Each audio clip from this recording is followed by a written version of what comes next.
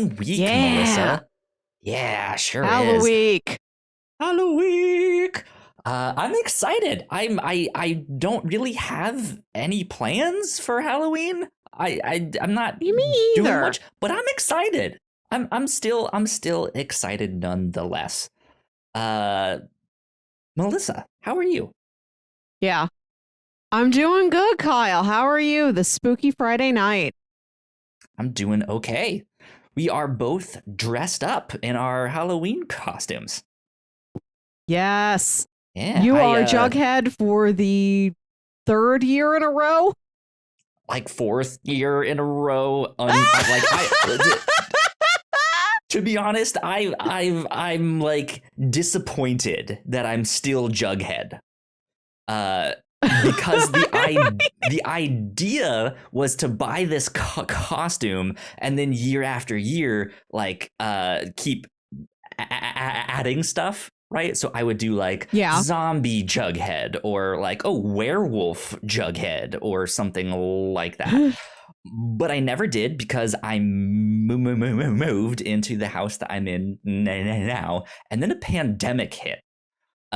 So parties weren't really a thing anymore. So it was just like, well, this just really wasn't on my mind. But then like realizing that this is like my fourth year in a row just as the same Jughead is just like, well, this plain sucks. Jughead. Jughead vanilla. Exactly. Riverdale Kyle, Jughead vanilla. Can you tell what I am? Do you have any guesses? You almost look like Rosie the Riveter. Just in that I have like a bandana in my hair. But it doesn't matter that it's a bandana. It matters that it's green. A green bandana. Here, I changed my I feel my like you've Discord to told me like light mode for a moment to get a little bit more light on me. No, I haven't told you what I am. Look at me in my entirely green outfit, my red lipstick for the audio listener. I'm dressed as sexy Mountain Dew.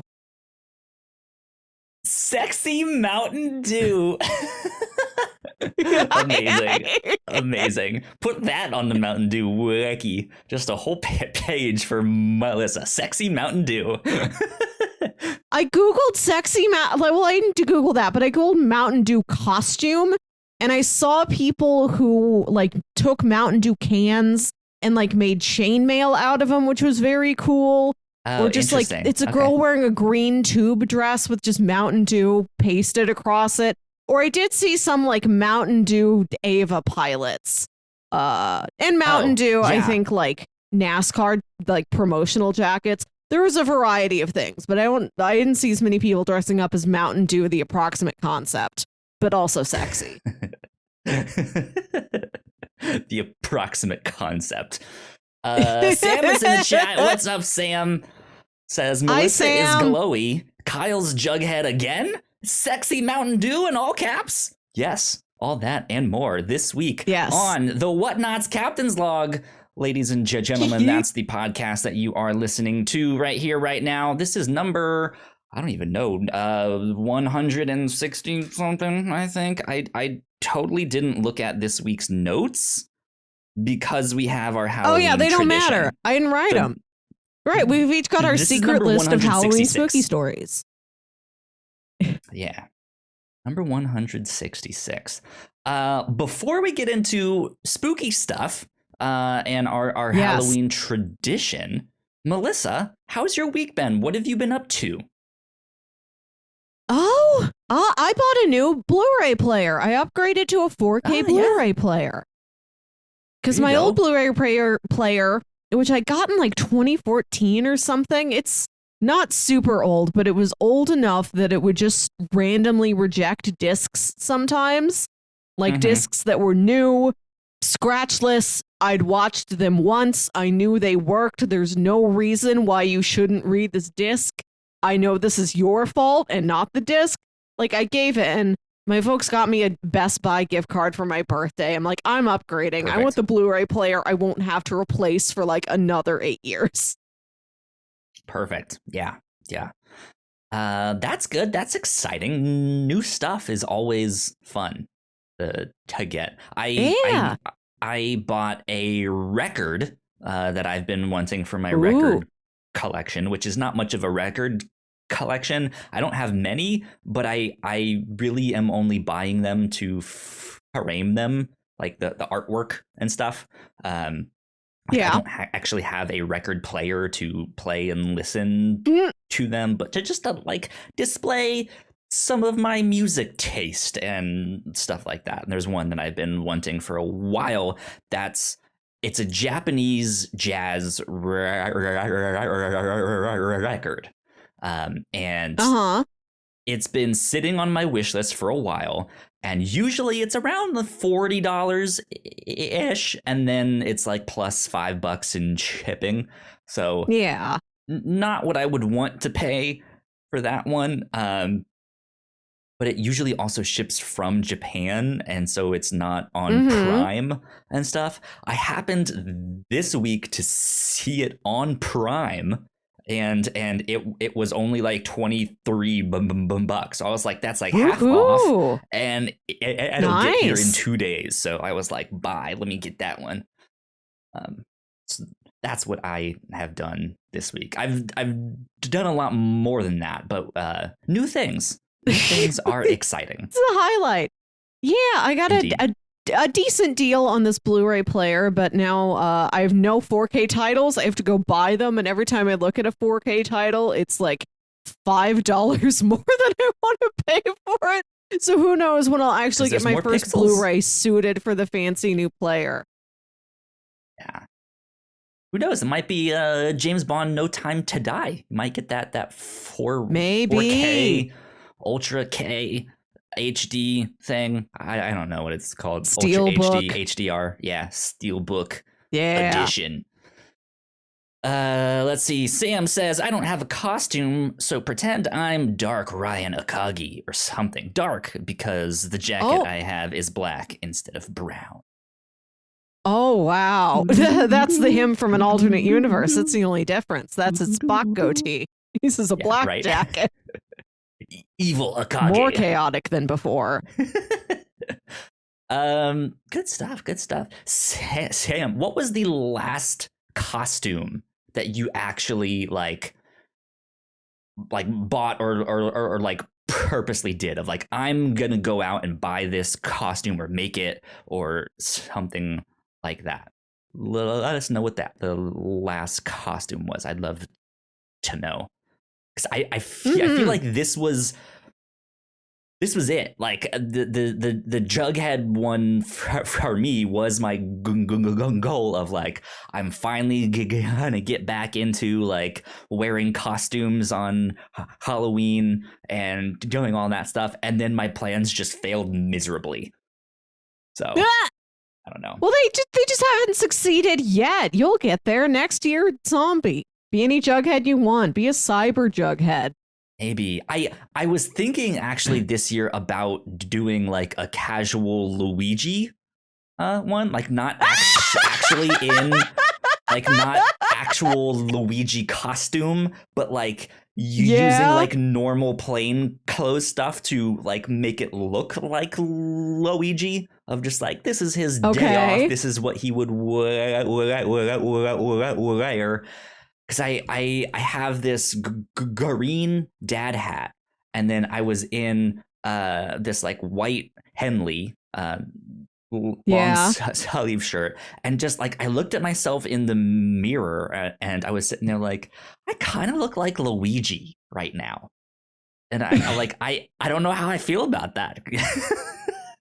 So I was like, maybe I can get some overalls on top of that, but it turns out he has a green shirt, not a white shirt.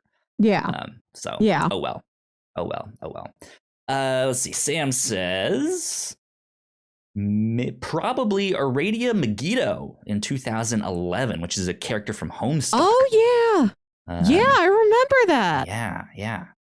So Aradia, the Ares one, because that's the one Sam is. There you go. I know nothing about Homestuck. I know it exists, and there's a big fandom. I tried to learn it once. Right. Yeah. Like every con you went to, you'd run into several Homestucks. Even if you weren't into Homestuck, like you knew, all right, there's a kid painted gray with candy corn horns. I recognize that that's what a Homestuck is. Yeah. I read all of it one weekend. Well, not one weekend, like one condensed 2-week period in 2013. And then I never read it again. So I knew it very intensely for a couple weeks. And then my knowledge like very quickly petered off to none. I remembered the Libra one is Terezi. That's the one I am. We all are one of them. One of them corresponds to our birthday. One of them is you. One of them is here in this room. Speaking of spooky things, are you ready to get into the Halloween special? Last thing I want to say before we do. I did all of the Dune stuff. I finished the audiobook, in like perfect timing. I think I finished it like Wednesday morning, so that Wednesday afternoon I watched the old version, and then last night, Thursday night, I watched the brand new one. The book is good. I like it a lot. It's the first in a series, and I felt like the book was incomplete. Because it was in a series. It's like, okay, like that's obviously not the end of the story. So I feel like I just got an incomplete book, if that makes sense. Watched the old 1984, dude. I think that was the right year. Oh man, that one maybe does not hold up. For a sci-fi movie, there is a lot of wood grain paneling everywhere. Oh man, that's my favorite kind of sci-fi. Just like you can, like it feels like they shot this in the 70s rather than the 80s. Oh, I like that though. It's an interesting look. But yeah, it's like a lot of interior spaces. Hold on. Excuse me. That was a premature sneeze there. Yeah, it's like what? Because you were expecting it later. I was, yeah. I was expecting it later. I was like, you had this planned for 9 o'clock. For 9:17 and 35 seconds. No, I was like, hold on, I'm about to sneeze, but I didn't get to finish that sentence because I sneezed. Okay. No, but she, I don't know what I'm saying. Yeah, it's this Dune movie is a lot of like interior spaces with no windows. So it's just it's terrible lighting. The effect that they did to use to do their shields is those are the polygons I was telling you about. I knew the movie had a lot of polygons in it. I didn't know what you meant when you said that. Holy moly, that is a weird looking effect. It's bad. It does not hold up at all. But yeah, it's an interesting thing. That movie covers the entirety of that first book there, and does a fairly faithful adaptation. They leave a number of things out because of course, but yeah, it's fine. It's an adaptation of Dune. It was kind of what I expected. However, this new one, oh man, it is. It is beautiful. This God, just like that was expected, considering Denis Villeneuve. I don't know how to say his last. I don't know how to say their name. Beautiful cinematography on all of all of their films. This is no exception. Stunning. Like within the first like 2 minutes, I was like, "Holy shit, this is beautiful." This movie, this modern one, only covers about 2/3 of the first book. Oh. Yeah. So if you have read the book, don't expect it to cover all of it. However, considering I felt that the book was incomplete, I also felt that this was very incomplete. which I know supposedly there's going to be a sequel. It hasn't been confirmed yet, but rumor is Dune that 2. yes, there will be a second one. Yeah. And that it will cover the remainder of that book and at least part of the second book. But I say watch it. If you can go watch it in theaters, go watch it in theaters. If you can go watch it in IMAX, go watch it in IMAX. This would be perfect for that. It is gorgeous. So yeah. Is it a long boy? It is 2 hours and a half. Oh, okay. Well, it's slightly shorter than No Time to Die. I went to see that for a second time in an IMAX theater, and it was gorgeous. But the IMAX theater doesn't have reclining seats, and I don't know how to sit in a non-reclining seat anymore. Right? Yeah, it's perfect for that setting though, because of just the big spaces, the size of these giant sandworms and stuff like that. It's gorgeous. Highly recommend it. Go check it out. I enjoyed it a lot. Oh, good stuff. With that though, we will take a quick break. And when we come back, we will get into our Halloween tradition here on the Whatnauts Captain's Log. So we will be right back.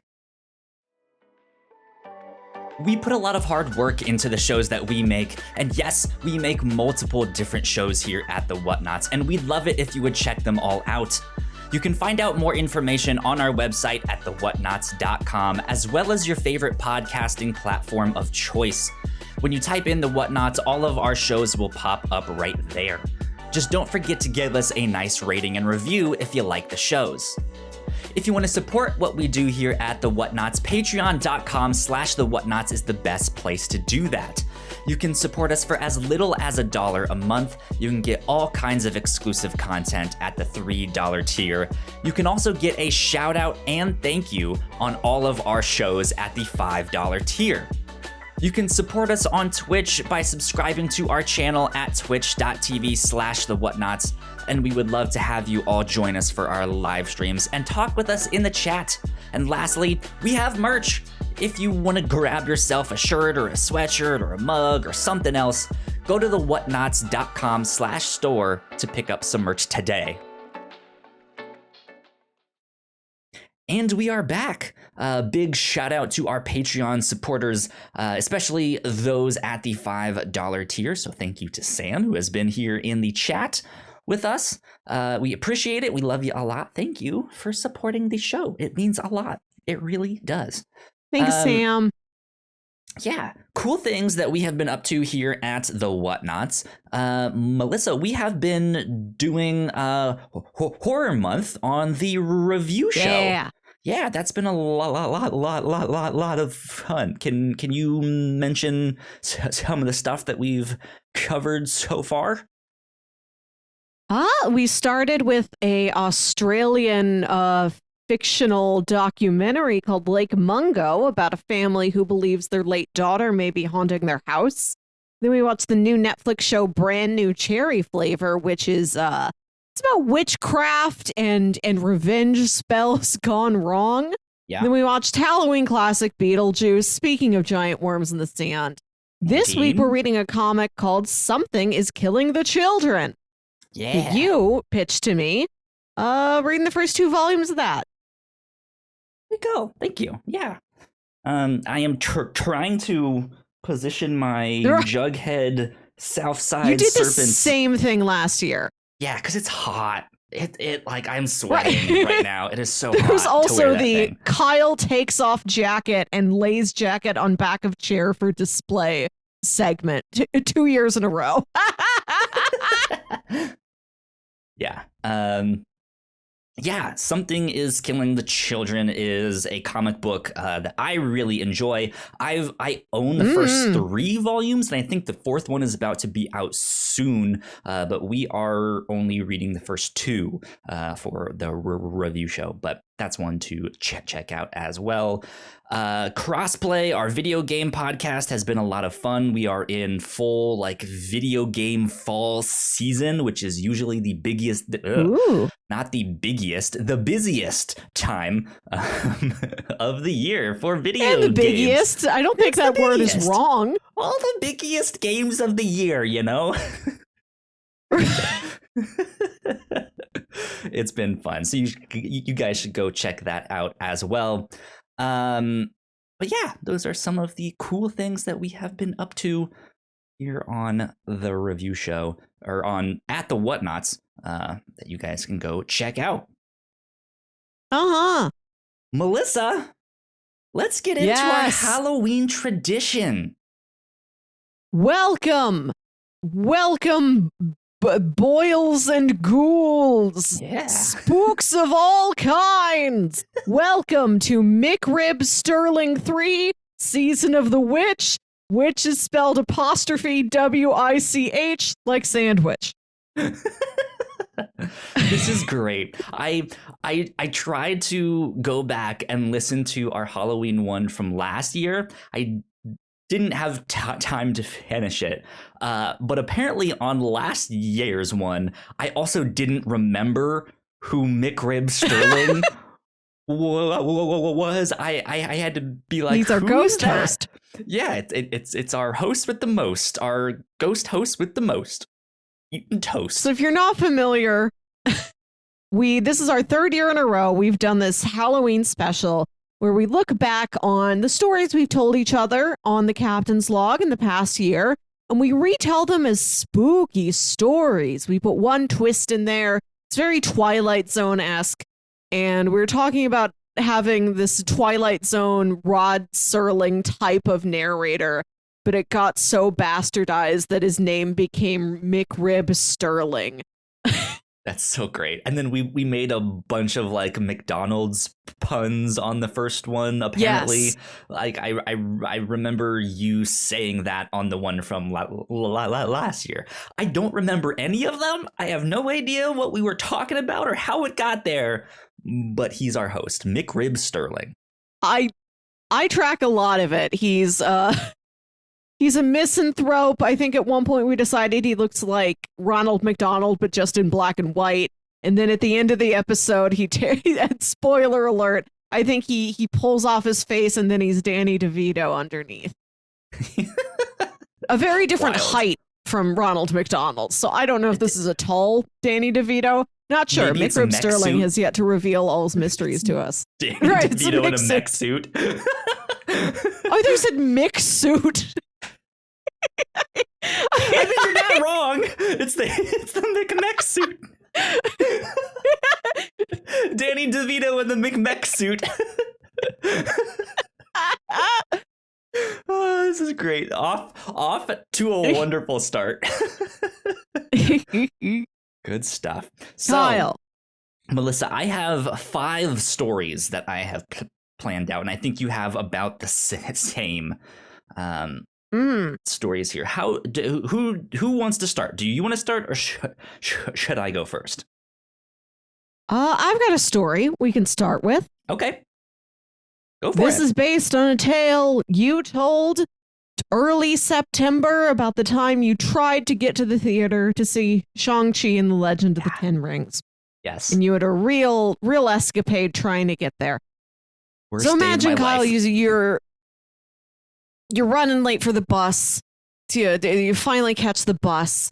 You know, the movie theater start time, it's ticking down. You want to get in there, settle into your seat, watch those trailers, be ready for Shang-Chi and all his magical friends. Yeah. And but the bus stuck in traffic. It's taking forever. You're just slowly grinding past. You're so late to get to the theater. When you get to the theater, there's a mix-up with your tickets. They can't read your QR code. Somebody has to call a manager, punch a number into a keyboard. Time keeps ticking. So You've far. gone past... Time keeps ticking. You've gone past the previews. By the time everything is done, you get into the theater. You're already 10 minutes late. You very shyly, you shuffle in and kind of sit in your seat. You're embarrassed. Yeah. And then Shang-Chi turns around and he looks at you, right at you from within the movie, and he's mad. He's mad that you're late. Oh no, do I have to fight Shang-Chi? Everybody else in the theater looks at you like they also had a sense like something's missing, something's gone wrong, somebody is disrespecting this magical movie experience. Shang-Chi, he reaches out. This isn't a 3D movie. You can buy a 3D ticket, but he reaches out his arm. He pulls you into the theater and he throws you into the bus fight scene. You're back on a bus. You're stuck on a bus. Never-ending bus scenes. This is your punishment. From there, somehow I get pulled into Speed, the Keanu Reeves movie. It's a series of bus movies. Right, yeah. Right, it's Infinity Bus, and every car of the bus is a different famous bus. Magic School Bus. And then you go inside like somebody's body. You don't even know whose it is. Yeah, that's a booty hole. I'm sitting there in that scene. Yes. It's no longer Arnold whose head gets frozen. Now it's yours. You pull off your helmet. Your face is frozen. Oh no. I was about to say most of that was exactly what happened, and it was already a horror story. It was like, this night is terrible. Right. My luck is awful. And then this. Thankfully, you have a lot of these. You know, but you know what this reminds me of? This reminds me of that one story in Dimension 404 that we watched on the review show, where Patton Oswalt his character is taking his daughter to the movie, but he has the man. Old school 3D glasses, which like allow him to see this thing that's like coming out of the screen and only he can see it, and stuff like that. Yeah. That would suck to just be stuck in this like not a time loop, but this never ending cycle, so to speak, of like bus scenes from movies and cartoons, and I could just never escape, right? No. Like I just wouldn't know what to expect next. Right. Not until the number on your hand goes down are you allowed to leave Infinity Bus. Exactly. That's a good one. Kyle, what is your first tale of terror? McRib Sterling walks out in black and white. Oh, and he doesn't smoke a cigarette. He holds a French fry between two fingers. I do remember that he has just a French fry. Danny DeVito in a mech suit with a French fry. A mech suit. A mech suit. I love it. Oh, you know what I should have done? I should have written down when these were from. I have the episode number. I can look up some of them. And stuff like that. So let me go I back also meant to do this. This is also like a great look back on our episodes this year. Yeah, it is. Okay, this is from episode 159. All corn, no pop. Here you go. Okay, my first one is from episode 120, which is from November 16th, 2020. This one, the name of that one was Cosmic Watcher Fantasy League. And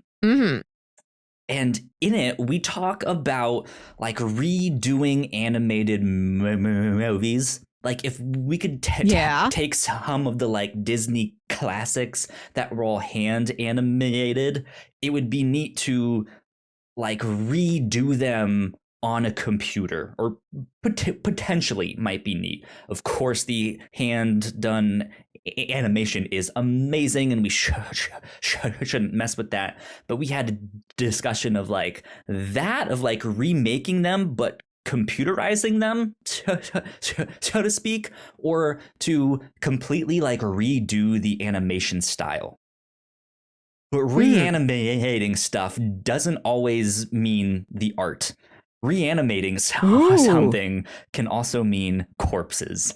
So what if Yeah, somehow all of these reanimated corpses of animated characters came into our universe, and it was like a zombie apocalypse, but all the zombies were animated characters.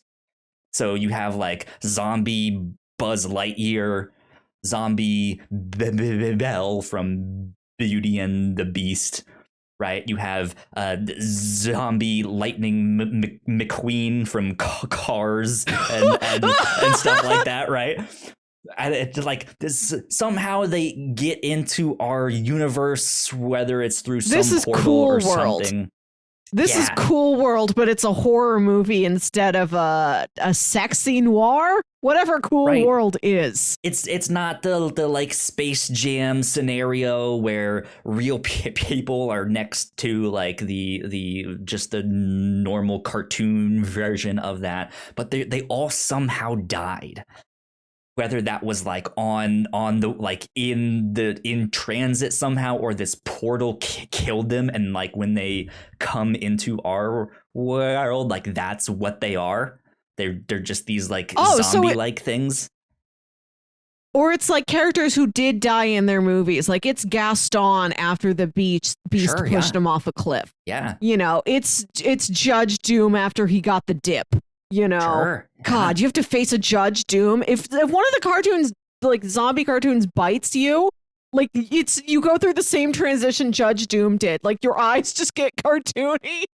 You talk just like this. Exactly, right? Like I feel like it would be this horror scenario where you are like really conflicted, right? Of just like, but it's like it's animated characters. Like I have a stuffed animal of you or I can't kill Barney Rubble. He has a wife and child. Exactly. But they are these like ferocious zombie like things that are attacking and taking over. Ferocious. Yeah, ferocious indeed. That was my now. Is it as one. many? What if it's not just one each? Like, what if there's one Scooby-Doo for every version of Scooby-Doo? Absolutely. Like you just overrun. Yeah. Like there's just 30 zombie Great Danes after you. Yeah, absolutely. It's just all art styles, all characters, hand-drawn, CGI, all that stuff. And it's just all these characters that you know and love, but they're dead and they're decayed. Their brains are showing and stuff like that, and they're after you and they want to kill you. If a computer animated character bites you, you turn into a wireframe animatic. Tron zombies. You go through like all the different stages of animation. You're a maquette. Oh my God, somebody got him. He's a maquette. So I have a question spawning off of that one, though. What would be the most embarrassing character to get bitten by? Because I was talking about this with my girlfriend beforehand, and one of the ones that I thought of was Lightning McQueen from Cars. Just like how embarrassing that would be to get like eaten by him and turned into a zombie. Yeah. Like normal or what zombie if you get like stuff. caught in his door? Like, what if you try and like get inside him because you think he can't bite you from the inside, but he just like smushes you in his car door? And that's as good as biting you. I don't even know if he has an inside. That's the real horror story. We don't know. If you got inside him, would you technically be inside his eyeballs since you'd be looking out the windshield? Yeah, I think you look out. I think it works like being John Malkovich when you climb inside a Lightning McQueen. But who would be the most embarrassing cartoon character to get turned into a zombie by? I think Droopy Dog. Droopy Dog. Okay, yeah. That's a good one. I was almost thinking Scrappy Doo. Ooh. Because no one likes Scrappy Scrappy-Doo. Nobody wants to see Scrappy Doo win. No. Yeah. I think people root for Droopy Dog. I don't know what his goals are. I don't know what his journey is, but I think people generally like him. Here's another one. The mayor of Townsville. That would be pretty embarrassing because he was so helpless. He was a complete idiot, right? To just get eaten by him. Now, here's a question. Awful. Okay. What if it's a character like Miss Bellum whose face you never see, like Miss Bellum or like Nanny from Muppet Babies? If they were never animated with a face, can they bite you? Interesting question. I would say no. Because that part of them is not animated. Like, they don't exist. Like, that they would just be this, like, headless entity. Right. And, like, they may still be a threat, but they can't bite you and turn you into a toon. Yeah, unless but maybe they could, like, stomp on you or something. If like, zombie scratches apply, then that's true. Maybe they could do that. But I don't know. There you go. This is really something to think about. That's my first story. The reanimation the first plague one that I thought of. Yeah, that's a good one. What do you got next, Melissa? I've got another. I should have gotten like French fries for the effect.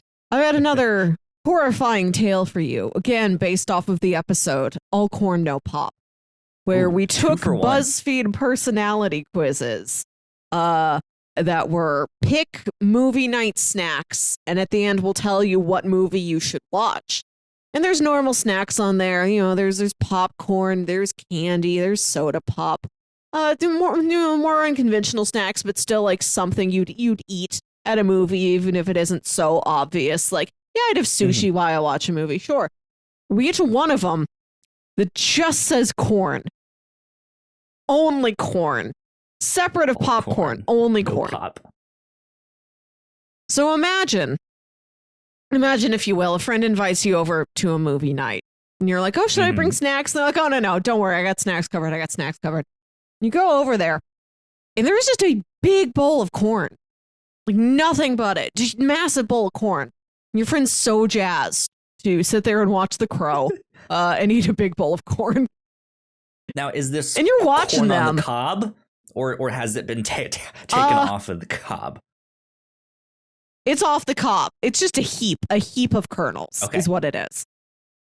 Sure. And you're watching your friend over there nibbling at the corn. It's also dry corn. This is not cooked. It is dry corn kernels. You're trying to eat it. You're trying to play along. It hurts your teeth. And you keep looking at your friend who's just gobbling all this up, having a great time. Really, really vibing with the crow. You look at them and you notice that there's like a seam on their neck. You're like, wait a minute. Okay. I don't think I know my friend as well as I know my friend. I think there's a reason why you pick corn. And you go over there and you pull off your friend's head, and they were a crow the entire time. They crowed their way into my friend, infiltrated my social circles.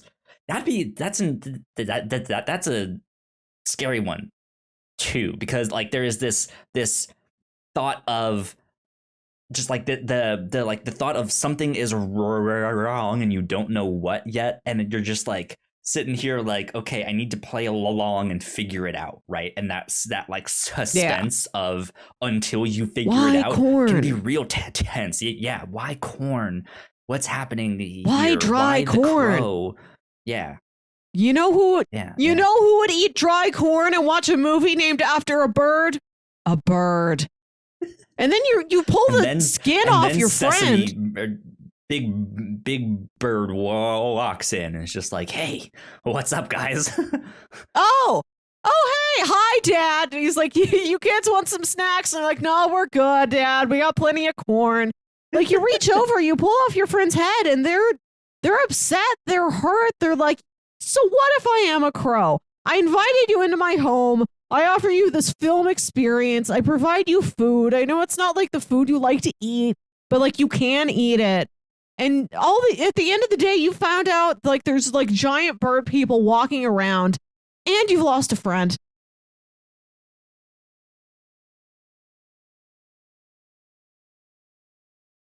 Oh, we may have. Oh, I think she's back. Okay, Melissa is back here.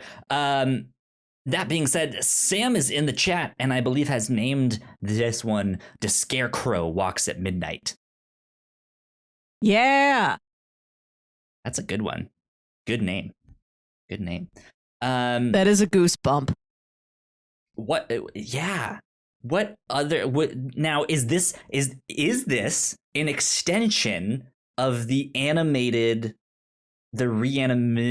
invasion?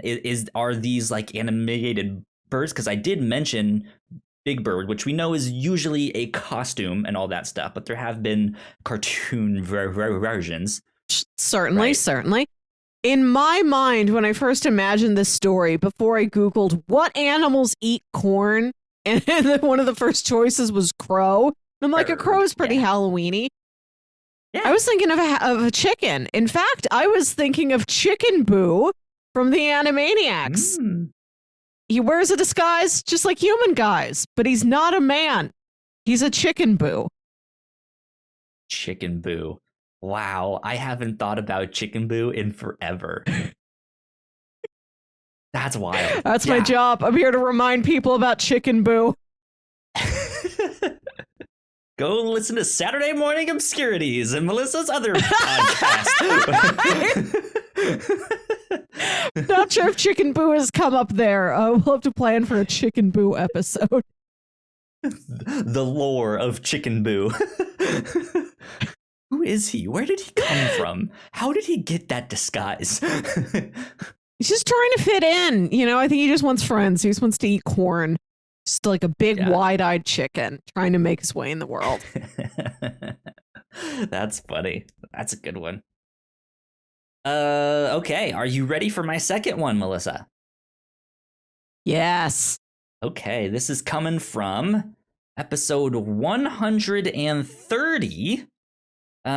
Which was from February 15th of this year. That one was entitled Spaceman Applesauce, in which my smart home device was trying to continually sell me this certain brand of applesauce that I get.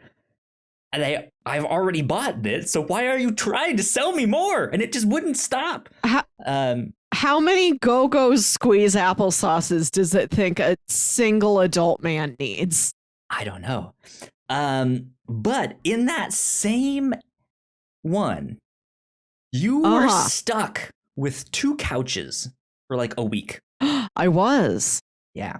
So I started thinking, right? What if there was a small household thing, right? Maybe it's a cup. Maybe it's your remote. Maybe it's something else. It's your slipper, right? What if all of a sudden there was an extra one? You now had 2 of that mug. And then you're like, that's strange. I don't remember buying 2 of these. And all of a sudden there's 3 of them. Like, okay, that's still strange. Where did this come from? I don't remember buying 3 another slippers. one, right? And maybe it's only the right foot of the slipper. So you have like 1 left foot and 3 right foots, right? Then you have 4 of them. Then you have 5 of them. Then 6 of them. And then you start to get paranoid. Like, am I sleepwalking? Am I stealing these? Did I buy these when I was like really drunk or high or something? Like, what's going on here? You know me. And so, then just more of them. You never see it happen. But the second you look away and you look back, there's another one there, right? And eventually you start throwing them out and stuff. I'm just like, okay, I need to get rid of these, but you can't. Just chucking a box of slippers out my balcony.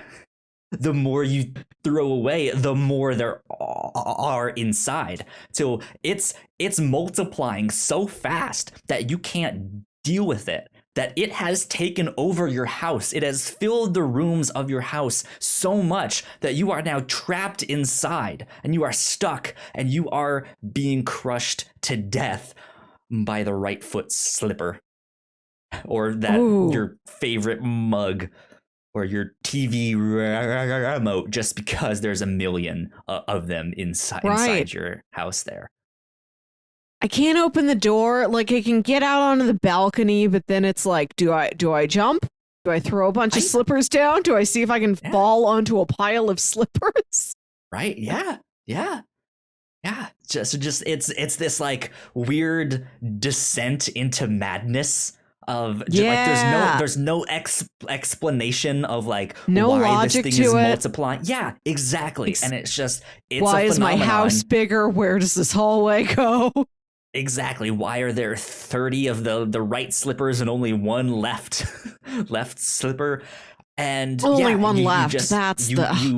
You drown in whatever this object is.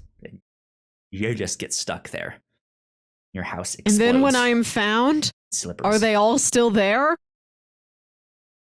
I would say no. Ooh. Like just maybe mysteriously just one extra. Disappear. Just the second right slipper. Right? Like, that's weird. Why do we find this next to her body? Some detective makes it personal. I can cross something off on my bingo card for the review show. Oh my God, we're trying to do the bingo cards on each other. Like, that's the twist, Kyle. I make sure you never have time to eat breakfast.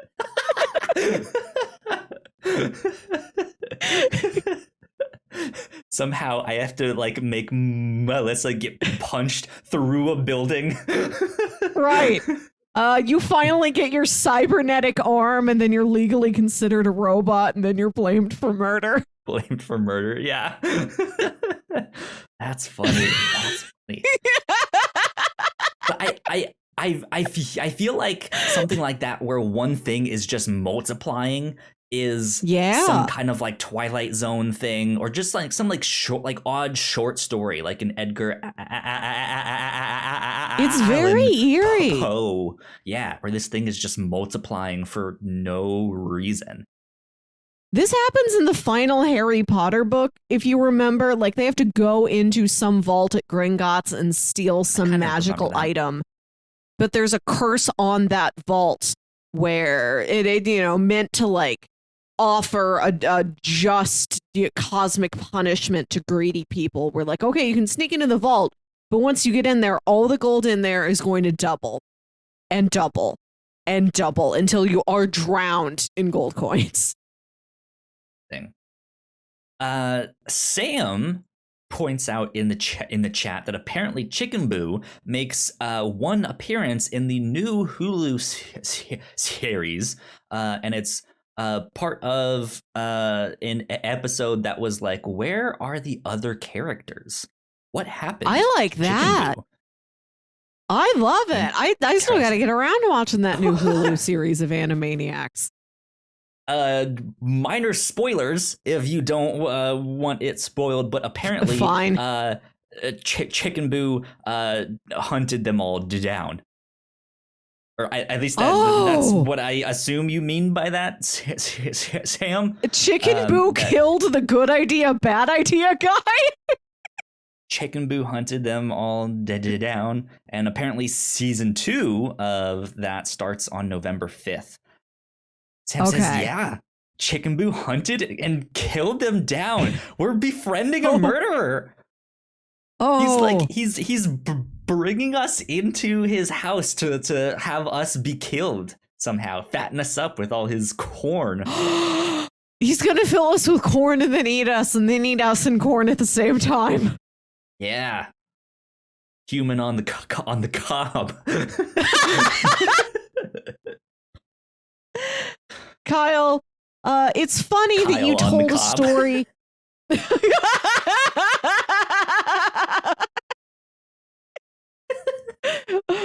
Eerie.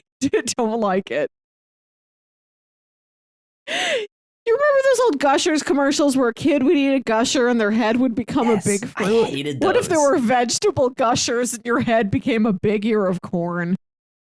Have you seen the Veggie Tales? That's kind of what that is. Yeah, they're further over in the cartoon side. I know. So it's funny that you tell the story about things duplicating because I have a very similar tale. Ooh, interesting. Okay. I don't remember what episode the story comes from. It's an old one. It's one of my favorite pieces of Kyle Springer lore where once when you were a kid, your parents took you to go see the Harlem Globetrotters. And you're sitting there in the Globetrotters game. Right, and your parents buy you a cotton candy. And I think you were sitting like pretty close to the court. And then as one of their courtside, wow. That or like second row back. We were like right there. Wow, right in the action. So when a Globetrotter, as part of their classic antics, takes one of those trees of cotton candy bags that the snack sellers walk around with, takes one of these trees and just starts handing cotton candy bags out free to all the children around the court. And so you're sitting there with a cotton candy, and then a Globetrotter hands you a second cotton candy. And what are your parents going to do? Not let you have the Globetrotter cotton candy? Right. So there you are, one cotton candy in each hand. One cotton So imagine if that was only the beginning. Was double fisting my cotton candy. One in each hand. Imagine that was only the beginning. Imagine if every time you got something special in your life, a Globetrotter ran by and gave you another one of that. Your parents buy you your first car, Globetrotter drives up, jumps out the car, throws you the keys. You have a second car you suddenly have to be responsible for. Another car that you're not going to drive. You get accepted to college. A Globetrotter runs past, gives you another acceptance letter to another college. You have to go to two colleges. No, he makes a second college. It's not just I get accepted to one. They make a second college that's identical. Globetrotter U. Yeah. Globetrotter University. This keeps happening. Everything you get, every big milestone in your life, you get a second one of these. So one day, you have a son, you have a beautiful son. His name is Kyle Jr., and you call him Kaiju. And then a Globetrotter comes running by and just shoves a second baby in your arms. Suddenly, two babies. Kaiju and Kaitu.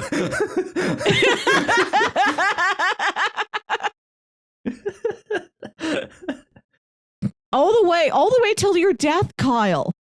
You know, maybe like two wives. You could have two wives. You could have two of everything. You have two careers. You have to work 80 hours a week. Oh God. You have a second me that you have to talk to. I'm also duplicated. Everything you know is duplicated. Right, you live in a house with 6 pit bulls now. Two of everything. A Harlem Globetrotter ran past with 3 more dogs in his arms. Even if they're not yours, they're your roommates. That's close enough. Now you're responsible for duplicates. All the way until your death, Kyle. Maybe, I don't know, maybe something hits you. I don't know, maybe like a bucket of cement falls off of a roof or something, clobbers you in the head, but maybe you think you could survive. No. Here comes a Harlem Globetrotter with another one. This also seems like a slow descent into madness, right? Because at first it's like, hey, 2 cars. Hey, this is my Monday car. This is my Tuesday car. But then.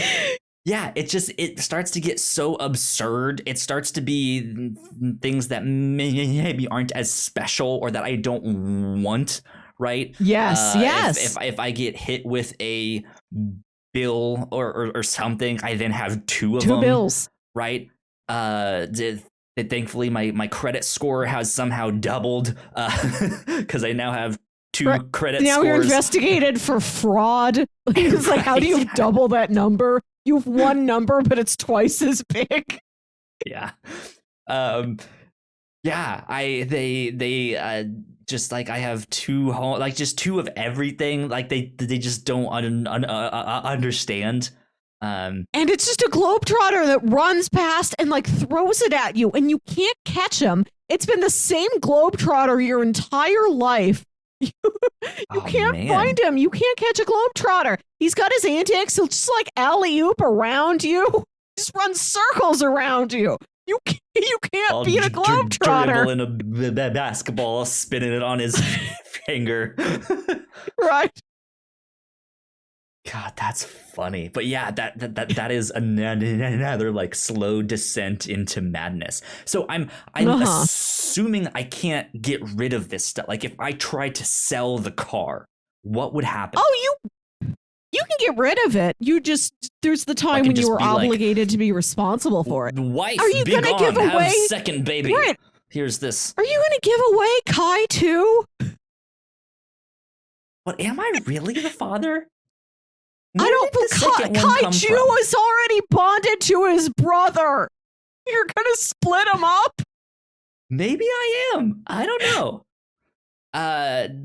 Because I was thinking more along the lines of like, even if I do sell them or try and get rid of stuff somehow, that it always like ends up coming back somehow. Like we cross paths. It's just like.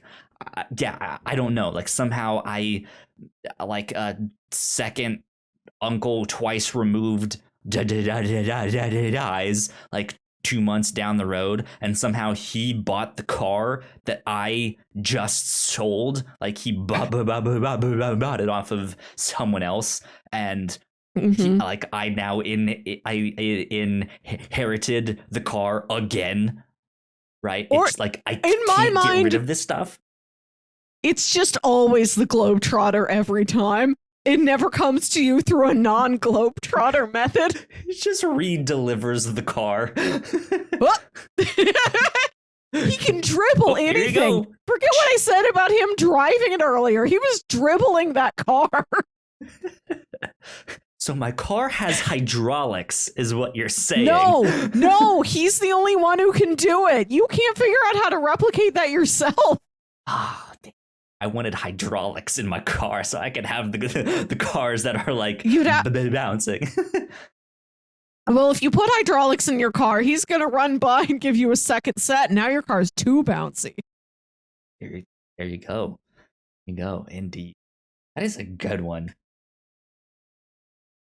Interesting stories of like too much stuff. Too many cousins. Too many. Okay. Here's my third one, my third story. This is from episode 139 from April 19th of this year, entitled Lotion Mistake. Oh, yeah. Melissa, you bought some bottle of lotion that was supposed to be calming and relaxing, and it didn't work somehow. What was the deal with that? Okay, so I bought this lavender scented lotion. I bought it online so I didn't smell it beforehand. It was just like lavender, relaxing. And I'm like, I could do with some relaxation, sure. So I buy this lotion and I apply it, to my body, my dry, withered body, every night before I go to bed. And I also like watch YouTube videos. And I came across this video from, I forget what channel. It might have been Today I Found Out, or like something with Simon Whistler hosting it.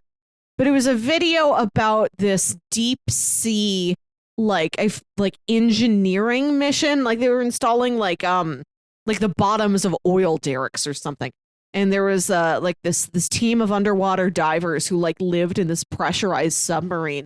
And there was an accident where like the pressurization was changed wrong and one of them just heckin' exploded. Just pulverized. Just became dust. Absolutely decimated. Exactly. Right? Horrifying story. I don't know why I even clicked on it in the first place. But then after that, like the next night I go to put on my lotion and I smell that lotion and I think about that video I watched the night before and I'm like, I don't want to die underwater. So like this lotion has ceased to be relaxing. That's funny. Yeah, I couldn't remember what that exact story was of just like how that lotion got ruined exactly. But the lotion was fine. It was a lotion from Lush. I think it's just called Sleepy or something like that. It's good if you like lavender. Has nothing to do with people exploding, but right, absolutely nothing. That was my fault. So here's my story with this one. Come on a journey with me here, all right? Absolutely. I imagine if I will. Supposedly relaxing lotion is anything but. What if this particular brand of lotion is actually addictive, right? And so people start like applying it more and more, and prolonged exposure to this lotion will actually corrode your skin and will like eat through your skin and your muscles, all that stuff, until you are nothing, until you die. But here's the catch. Anyone who's using the lotion can't tell that it's affecting them or other people. They can't see it, so they think everything is fine. However, if you're not using it, you can see all of these like gross, half corroded, decomposed people. So I'm walking around as a zombie. But to me, I look at myself in the mirror, I look fine, I feel my body, I feel fine. If I see somebody else who's wearing the lotion, I'm like, you also look great. Yeah. And so it is this thing where more and more people start using it because it is addicting. And people are like confronted with this dilemma of like, if I'm a non-user, do I start using this lotion to like get rid of me having to see this like this horrific nightmare? And then if you are a user, you have no idea what's going on and you can't stop. So if someone does tell you and you believe them, right, like there's no way to stop, and eventually you just die, like you just disappear from using this lotion, like you get so corroded that you just like stop functioning and vanish, and then no one knows how. Just like, oh, Melissa didn't show up to the office today and then never came back. Interesting. We're gonna clear off her desk. Does anyone want this hand lotion? Right? Yes, exactly. Cycle begins again. I like this idea. I love the idea that a dangerous drug is transferred via lotion, because I've never seen that.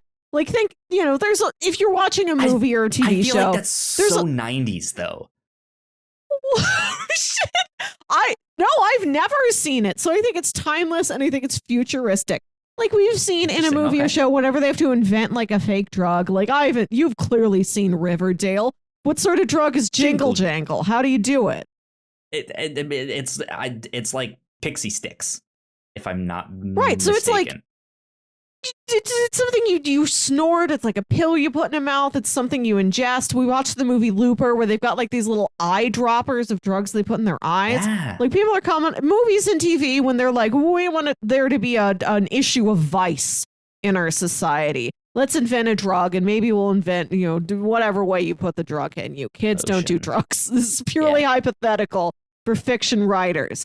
But I've never seen anybody be like, okay, there's a hard new drug on the streets and it's a lotion, and you rub the lotion on your body. You get addicted to lotion. I was imagining this more as like the company behind it doesn't believe that this is happening, or like they're unaware of this long-term side effect, right? So they've been pushing it for a long time just as a lotion. Like, it's not meant to be like, hey kids, you want to buy some drugs? We got the lotions. You want some of the lotions? Like, Miami it's Vice not that. Lotion Squad. Like, it's not that, but it is like, you can go into Walgreens and buy it off the shelf. You can go into CVS or Target and get some there. Yeah, and it's not known that it is like, it has this effect until it's too late. And then by time like we figured out what it is, it's like, oh, people are addicted, they can't stop. Like, something needs to happen here. Do we just give them more until they lotion themselves out of existence, or what happens here? You just rub You know what they themselves say. to death. You know what they say with McRib Sterling.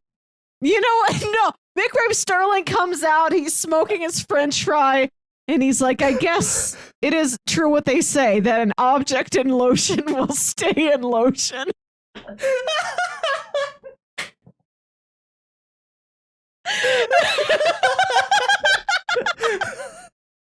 Yes. That is such a McRib Sterling ending to this, because as we've established, this canonical character I've become very attached to. He comes out at the end of every story and he's like, "That's how it goes. What you gonna do?" He's not wise, McRib Sterling. Oh God, I wish I had thought of that. That was phenomenal. I also like my you have to rub one out. This is a sign, like a cute calligraphy sign I want to hang up in my bathroom or something. An object in lotion will stay in lotion. That's the new tagline for lotion. Silence of the Lambs. Yeah. Oh man, that was wonderful. All right, what do I have next? Thank you for that. Oh.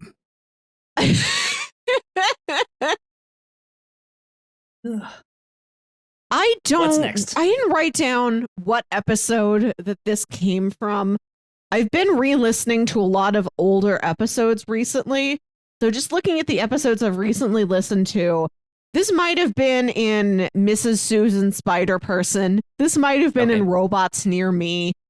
This might have been in Eat the Joke, House of Medium Smooth Guy. Not sure. Somewhere around that time. Sometime in spring, I think.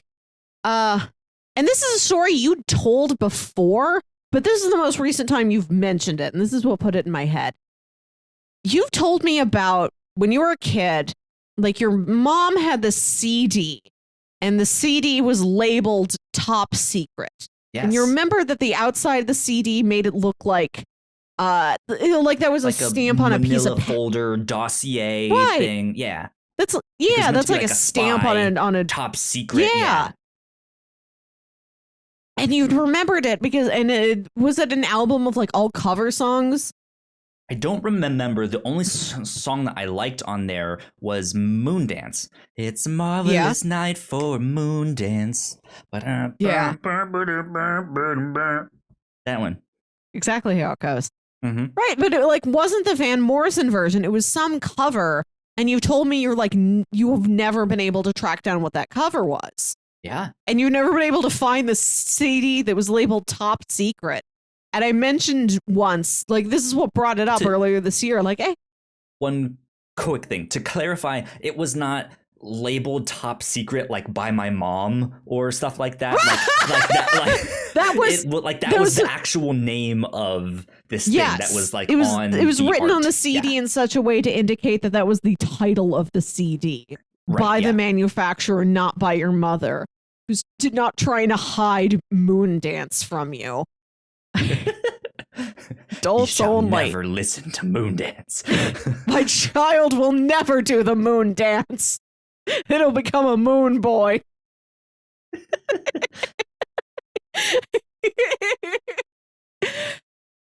So what brought this up is that I would just mention one week, like, oh, I watched that old Val Kilmer movie, Top Secret. And you're like, does that have anything to do with the CD? And I'm like, no, absolutely not. The song is not in there. That song was not from the soundtrack to the movie Top Secret.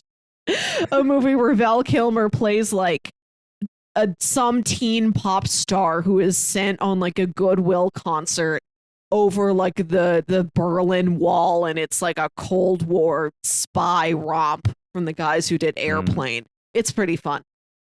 Regardless, watch Top Secret. But I've been thinking about this, how you had the CD that you listened to as a kid and you can't find it anymore, and you have no idea what it was. Hey, Melissa, I've pretty much lost you here.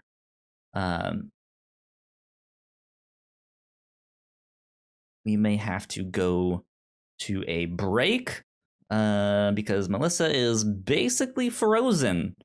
We've been having some weird computer stuff lately. It's interesting.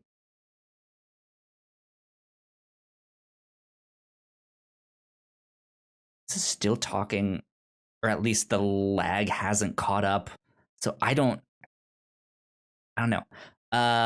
Wait, I think it finally caught up to her that I can't hear her. I'm going to go to a be right back screen and see if we can't restart the stream and do all of that. Oh, wait, Melissa, are you back? Am I? I've never been anywhere, Kyle. I know you didn't physically go anywhere. We have this exchange every single time. I just find it upsetting that it's always like I went somewhere when I'm sitting right here the whole time. I didn't do anything. I didn't touch anything. Anywhere. No one did anything, and it's the weird thing of like on my end, I know you look frozen, but on your end, I'm the one that looks like I stopped. Right, you're the one who disappears. It's something with Discord, but I don't know what it is. I think it is because my Discord just like rebooted itself for a flash second. I don't know what it was. I saw that, like, yeah. That little, what is that guy? Like a game controller that's also a squid. It showed up and it spun around. Wumpus. That's right. Yeah. Sorry, Wumpus. Yeah. The Discord does have Nitro, which you can pay for, which will like give you better servers and stuff like that. And I've always thought that was stupid, and it's way too expensive for what you can get. But oh well. I think it seems to have fixed itself for now. Just another spooky gremlin. I have to say, I missed most of what you said. That was on such a storytelling spiel. So the fact that you had this CD when you were a kid and labeled Top Secret, labeled so mysteriously. And like you've never found it again. You don't know what it was. You Googled it. You can't track it down. You've never found that song you heard on it anywhere ever again. And one of these days, I'm going to try to do my own Google deep dive. And one day I'll just send you a bunch of links like, Kyle, was this it? This one? I'm going to solve it. Someday in the life of the captain's log, we're going to find Top Secret. Yeah, hopefully that mystery gets solved before I die. That was just a weird, like it's not on Spotify. Like I've physically looked for it on the. You went inside Spotify physically. You troned your way in there. Yep. Exactly. Nailed it. Climbed inside a jukebox. I can't find it. So, oh well. My mom might still have it somewhere. I don't know. Your mom had her mini possessions. It's that next to like a Game Boy Advance she bought and never opened. Right, yeah. So what if you find the CD again? Suddenly, out of the blue. Maybe you do find it in like the back of your mom's house. Maybe you find it in some little hole-in-the-wall record store or at a garage sale or something. There it is. Top Secret again. And then the person whoever you get it from, if you get it from someone besides your mom, is like, oh yeah, I don't know how I got that. I don't think I've ever listened to it. I'm just clearing out junk. Go ahead and take it. Give me a quarter and you can have it. You take it home. You listen to it again. And then you realize why it was called Top Secret. Kyle, you've been Manchurian candidated. That CD was there to plant some sort of government secret in your brain when you were like 8 years old. And now that you're an adult, you've been activated. You know that show Chuck? It's like Chuck. I'm a sleeper agent. I've been hiding this whole time. The only problem is that they they buried your sleeper code in like a really obscure like cover CD, and it's like, dang, we just got to get that one CD back into his hands again at some point. Dang it, this thing only had a one printing. It only has like 500 copies. Why didn't we bury his secrets in a copy of like Fleetwood Mac's Rumors, something he's actually going to encounter again? Which is kind of funny, because what if they went with this like obscure CD that has this like highly exclusive cover that maybe even the FBI or whoever that like they made highly it themselves, right? Right, like, it's just a photocopy of an actual dossier. They're like, let's just use this. Well, not even just the artwork, but the song itself, like the cover. Oh, the cover. This is song. why you've never heard it again, because the CIA made it. They've got a bunch of CIA people who have like a band on the weekend, and they get into the official CIA recording room. They're like, okay, everybody, moon dance.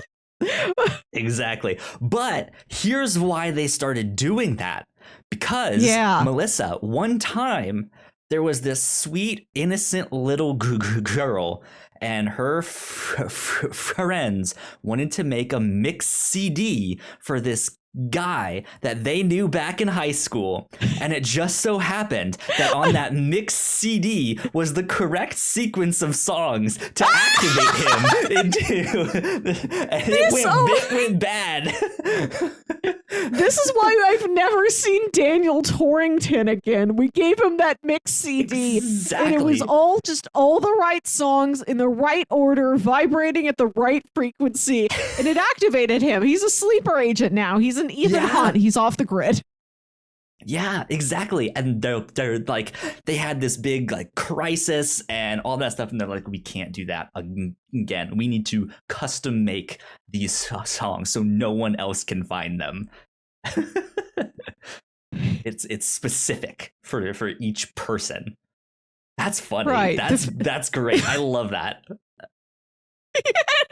I like this answer for where Daniel Torrington is.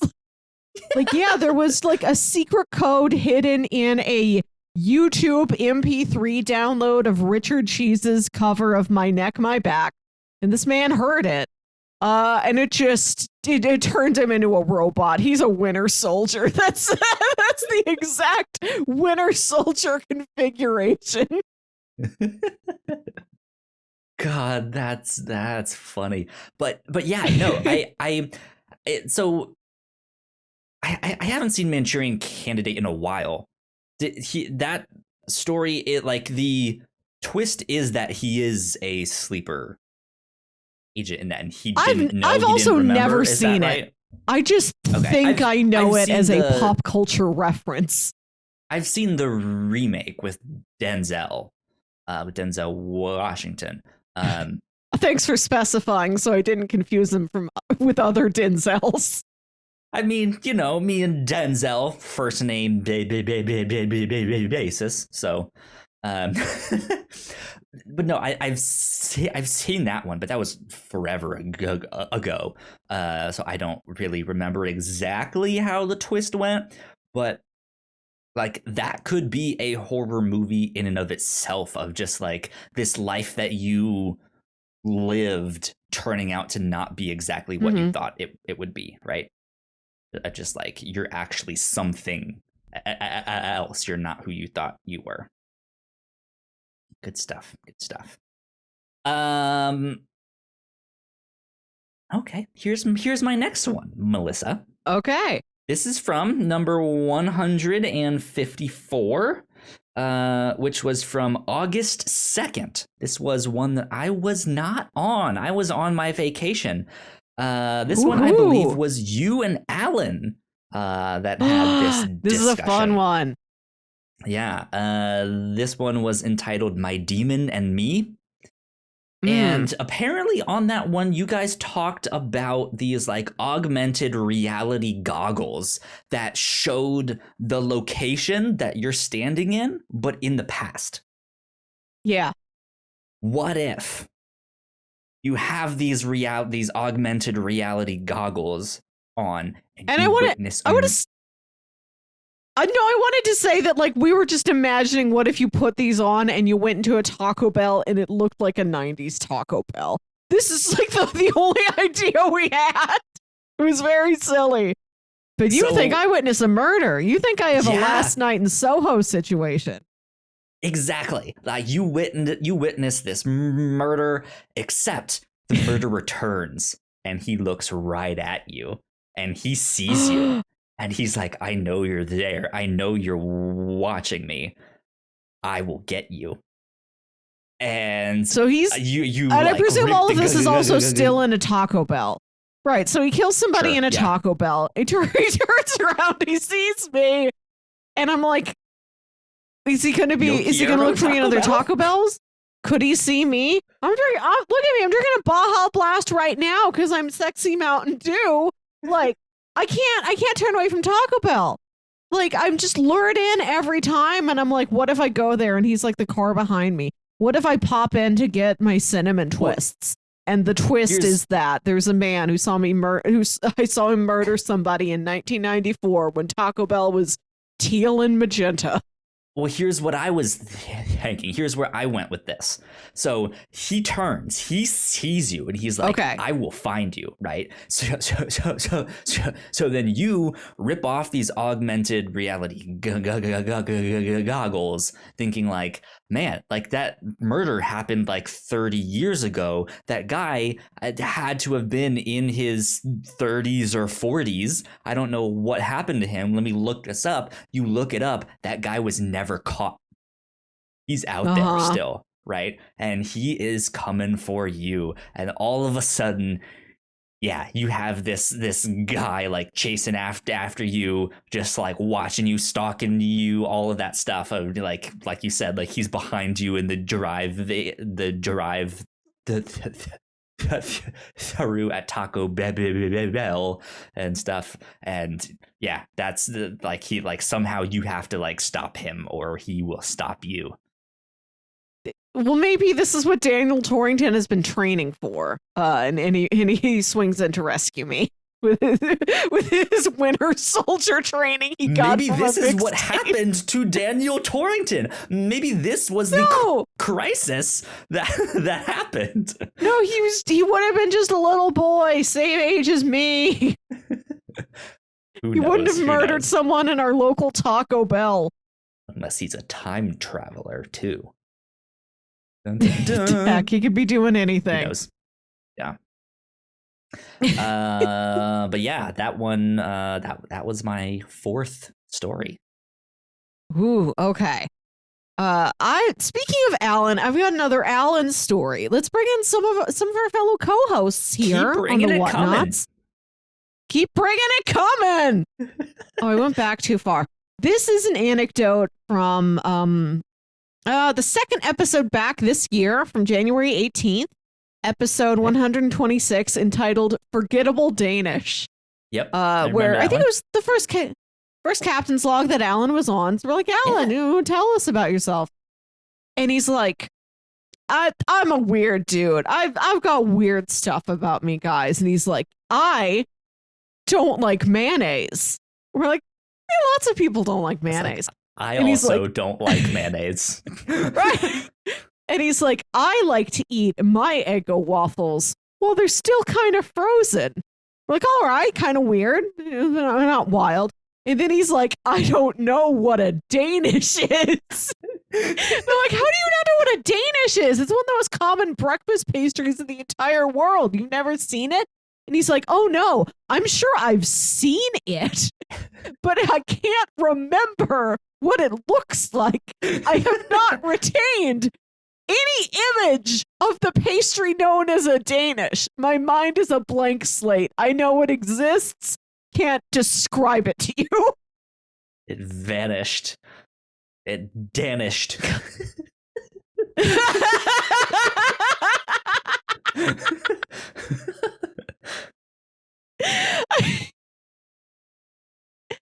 So imagine we're like, this one's definitely weird. This is one of my favorite Captain's Log stories. But imagine if he kept talking and like it just kept escalating. Like he's like, I don't like mayonnaise. I like to eat my waffles frozen. I don't remember what a Danish looks like. And he's like, you know what, guys, you know what my favorite snack is? Sometimes just go outside, fill my mouth with sand. Love it. Delicious. I know it's kind of weird. We're like, yes, Alan, that's really weird. He's like, I don't know what to tell you. I'm just a kooky guy. You know what? He just keeps telling us wilder and wilder things. And he's like, I don't mind the cold. I go out in the cold and just like shorts, flip flops. And then, I just dive into the local Michigan lakes and I swim to the bottom and I build a little house down there out of the sand. Just a wacky side hobby for me, Alan, your new friend.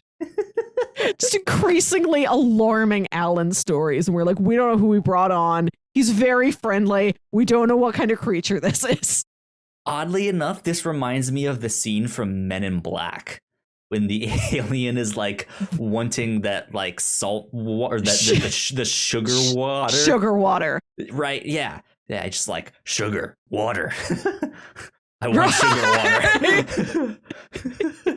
It's like, okay, like we can give you sugar water, but I don't know. It's a little strange, dude. Like, yeah. I also imagined, based off the same story, what if Alan, he gets like a 23andMe test done? Lots of people do, just out of curiosity. And he finds out that he is part Danish. Right. He's just part Danish. Alan is completely new. New to Earth.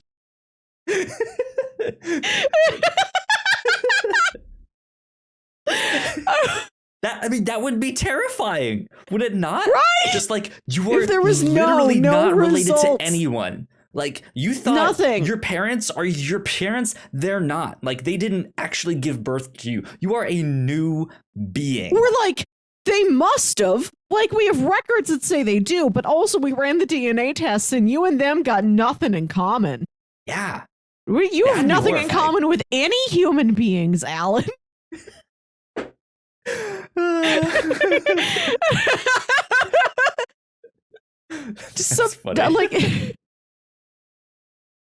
Just like a pair of flip flops just appeared in the Michigan snows one day, and then just like a boy grew out of them.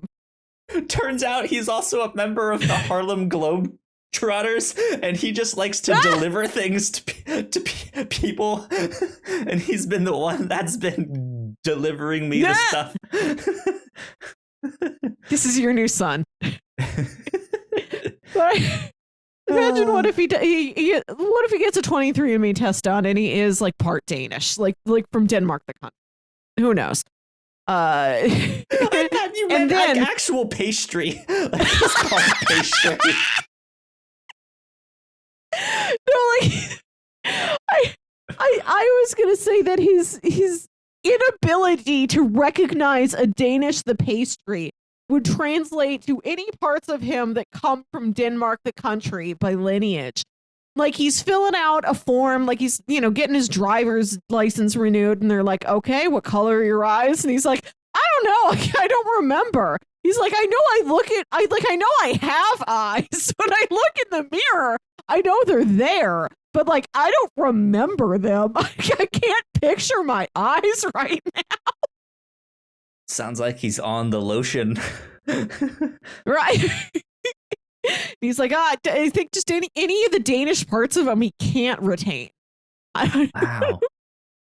Yeah. Right.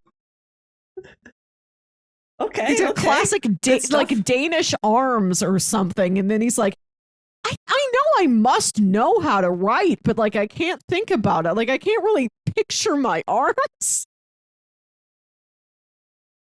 Oh man.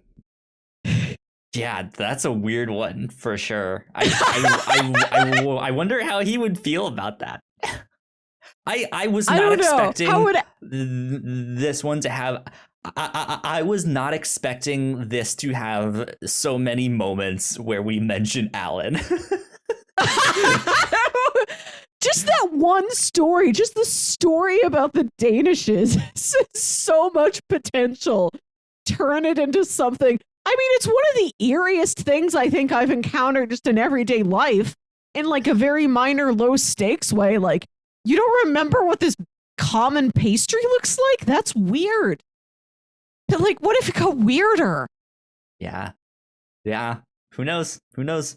That's the point of this entire episode. Every year, it's just, what if weirder? Yeah. More strange. Indeed. Kind of Twilight Zone-y. Speaking of strange, I have my final story. Here we go. Melissa, recently, I got to tell you about my all-staff retreat on episode 163, entitled Keynote Symbiote, in which I'm so happy you're turning this into a story. Oh yeah. I was trying to think of it. I didn't crack it. The university that I work for hired this like motivational speaker to try and motivate us. And as I was like listing off all of the things that he was checking off all the boxes of a motivational speaker. And Melissa, you had just seen Venom 2, Let There Be Carnage. And when I got done being like, and that is the description of the motivational speaker, you were like, Venom can do all of those things. Venom did all of those things. What you just described does not discount him as being Venom. Exactly. Right? Like, Venom does give an inspirational speech in Let There Be Carnage. He does so many things. There you go. So, what if that inspirational speaker was actually possessed by a symbiote? What if that was Carnage? But what if that wasn't the only symbiote? What if literally every one of my coworkers has also been infected by a symbiote, except for me, and I'm just finding out? Did they get the symbiotes virtually? Like, did they listen to this keynote speech and they're like, it traveled across the internet into my ear? Like, they've been infected by this thing for years, and I'm just finding out. These guys have all already met each other, exchanged symbiotes, you know, back when people could like shake hands in a business meeting a whole long year and a half ago. Right. And so you, Kyle, you know, you're like a part-time worker, technically. You're not as actively engaged with your coworkers, you know, socialize with them. I think you've got like a weird little desk in the basement. I don't remember. But yeah, you are sort of the odd man out in the office, right? It's like they've all been to the symbiote retreat before. Like when they moved buildings, they almost forgot to tell you. They all went and got a symbiote, forgot to put Kyle on the CC list on the email. You don't have one. Yeah. I just think of this as like finding out that you're surrounded by like 250 something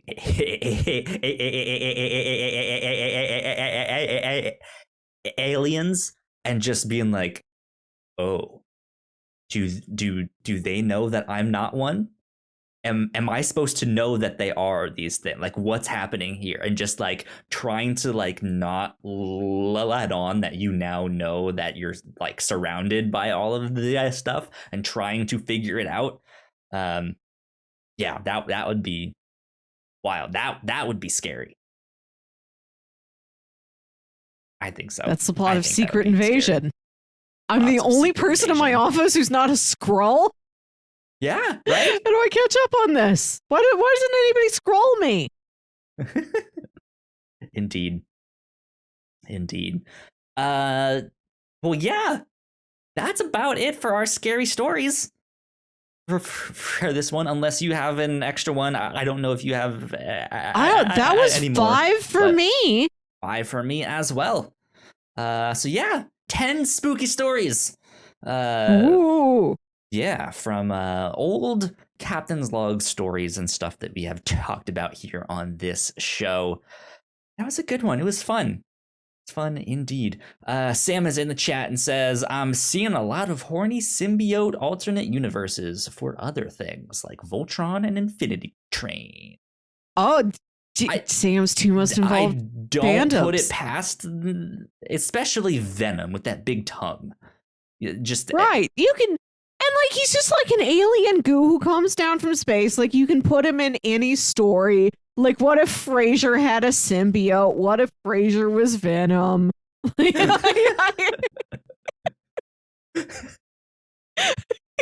I would maybe next week we can insert Venom into some TV shows and play that out. How would that look if Newman on Seinfeld